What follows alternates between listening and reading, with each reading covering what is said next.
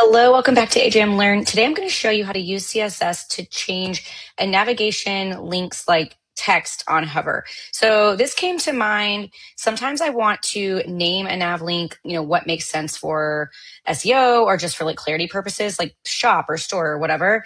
But this is a cool way to add some personality or clarity or even like a promo. So first thing you're going to need to do is paste this in. I'll have this in the video description and in the tutorial.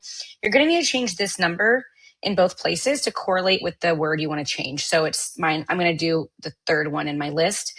So I -3 and your word goes here. Make sure to maintain the quote mark. So let's say you wanted to promote like free shipping. So now when you hover over store, it says free shipping. And the good thing is it works nicely. Like the click doesn't jump around. The container state like expands as needed.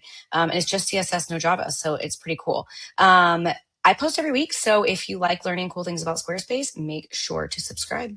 Also, one last note, this is in the tutorial, but this is specifically coded to work for regular links. So drop downs are a different selector, buttons are a different selector. Let me know in the comments if you need those, and I can definitely help you do them, but this is made just for regular nav links.